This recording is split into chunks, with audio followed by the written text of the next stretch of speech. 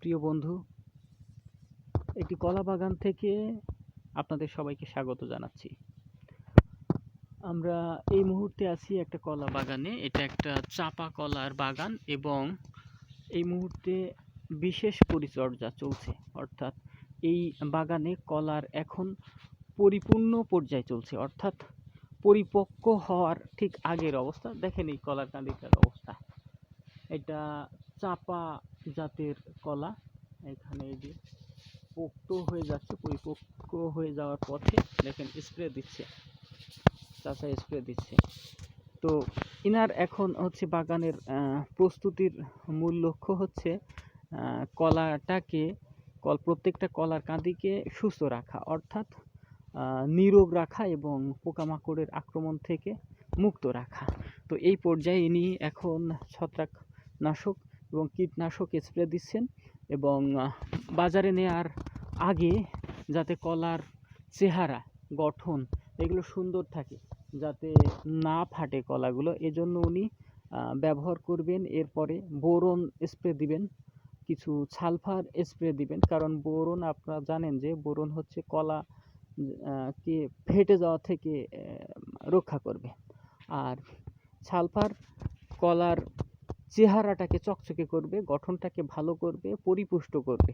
একই সাথে উনি অ্যান্ট্রাকল ব্যবহার করবেন এবং হচ্ছে সেই সাথে পোকার ওষুধ, মাকড়ের জন্য ওষুধ ব্যবহার করবেন, যাতে প্রতিটি কলা, কাঁদির কলা অক্ষত থাকে। কারণ হচ্ছে আপনারা জানেন যে এখন বর্তমানে যতগুলো লাভজনক ফসল চাষ হচ্ছে তার মধ্যে কলা অন্যতম। আমি এর আগে একটা ভিডিওতে পুঁইশাকের ফল অর্থাৎ মেচুড়ি নিয়ে কথা বলেছিলাম। সেটা একটা সময়ের খুব লাভজনক সবজি, তেমনি লাভজনক একটা চাষাবাদ হচ্ছে এই কলা চাষাবাদ। কারণ এক কাঁদি কলা চাষিরা 600 থেকে 700 টাকা দরে বিক্রি করছেন, যে কারণে এটা সময়ের অন্যতম লাভজনক একটি ফসল চাষাবাদ হয়ে উঠেছে। তো হচ্ছে বাগানের যখন এই রকম পর্যায়ে চলবে, তখন সেই মুহূর্তে আমাদের করণীয় হচ্ছে নিয়মিত বাগান পরিষ্কার রাখা এবং ছত্রাকনাশক, কীটনাশক এবং কিছু বিশেষ ভিটামিন অর্থাৎ পুষ্টি উপকরণ, যেটা আমি বললাম, বোরন, সালফার, এগুলো স্প্রে করা। তো হচ্ছে এটা স্প্রে করলে আপনার